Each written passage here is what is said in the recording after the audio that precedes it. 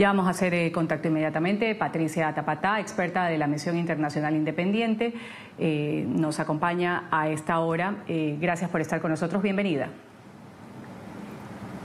Buenas tardes. Una buena tarde para usted. Gracias por estar con nosotros aquí en el canal internacional NTN 24. Y la primera inquietud, ustedes en este documento están exponiendo continuidad de un plan sistemático para silenciar a quienes opinan distinto al régimen de Maduro y además que esto sea ahondado tras los comicios que fueron fraudulentos, los resultados en donde pues no se presentaron las actas, resultados presidenciales del 2024. ¿Cómo se llega a esta conclusión? Adelante. Bueno, el informe que presentamos hoy es un informe que reúne los hechos investigados. No son todos los hechos que han ocurrido. Nosotros investigamos algunos hechos y cuando tenemos motivos razonables para creer que constituyen delitos y violaciones graves a los derechos humanos, como lo que nos ha mandado el Consejo, que son desapariciones forzadas, violencia sexual y de género, de privación arbitraria de la vida, desaparición forzada, tortura, nosotros los exponemos.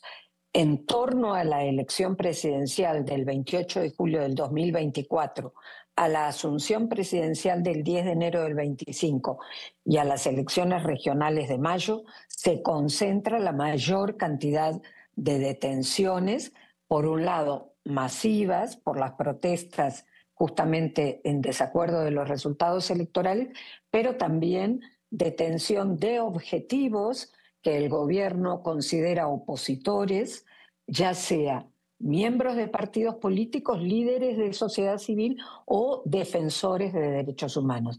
Nosotros vemos una profundización de algunos métodos y la implementación de algunas medidas nuevas, no del todo nuevas, pero mucho más extendidas. Señora Tapatá, hay una parte del informe que ustedes han publicado hoy que resulta verdaderamente alarmante y muy doloroso, y es lo que tiene que ver con delitos sexuales, con agresiones sexuales en contra de los prisioneros políticos, en contra de los familiares que acuden a hacer visitas a esos prisioneros políticos. ¿De qué se trata esa revelación que ustedes hacen sobre agresiones sexuales? Bueno, nosotros siempre hemos registrado este tipo de violación a los derechos humanos que digamos, que entra no solo dentro de los malos tratos y de los tratos humillantes y degradantes, sino que constituye separadamente el uso de la violencia sexual. En el caso de los familiares que visitan, es la desnudez forzada e innecesaria, el sexo extorsivo para tratar de que, o sea, a cambio de supuestos beneficios o de aminorar condiciones extremas de detención y lisa y llanamente violación. Están descritas pormenorizadamente con el agravante de que este año, como ustedes saben, se registró la detención de 220 niños, niñas y adolescentes, de los cuales aún hay un número en prisión. Durante la sesión de hoy del Consejo de Derechos Humanos de la ONU intervino el delegado, el representante del régimen de Nicolás Maduro, y dijo que este informe estaba basado, según él, en datos falsos y que era un informe que obedecía más bien a presión por parte de Estados Unidos y de Europa sobre Venezuela. ¿Algún asidero podría tener estas afirmaciones del delegado de Maduro? Bueno, habitualmente el gobierno de Venezuela desestima nuestros informes.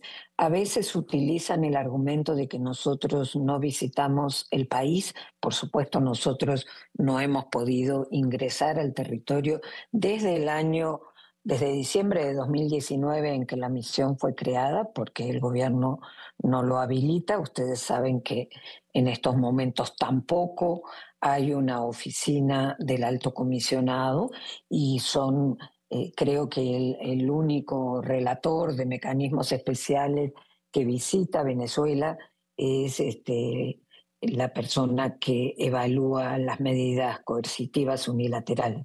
Entonces, es un poco hábito del gobierno de Venezuela tratar de decir que estos informes no tienen base y más bien no hemos recibido nunca un solo desmentido con evidencia, con datos, con información cierta de que lo que está escrito en los reportes de la misión no se corresponde con la realidad.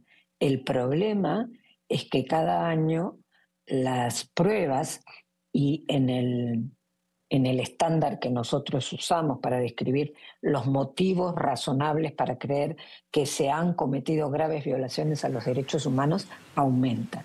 Nosotros vemos ahora que algunos hechos que se producían no de manera esporádica, pero con una frecuencia menor, se han convertido en práctica sistemática. Por ejemplo, el irrespeto total a las reglas básicas del debido proceso.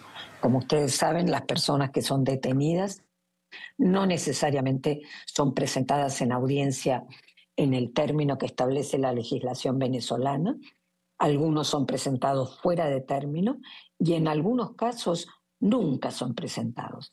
En los casos de extranjeros que han sido liberados, hay personas que nunca, desde el día de su detención hasta el día de su excarcelación, nunca estuvieron en contacto con ninguna autoridad judicial. Esto es grave y esto quiere decir que las personas están por fuera de la protección de la ley. Ya no estamos hablando de la carencia absoluta de defensa por parte de los detenidos por parte de abogados de su elección. Antes era solo abogados de oficio. Ahora, en algunos casos, ni siquiera Señora eso. Tapatá. Entonces, lo que estamos viendo es una profundización de las cosas negativas.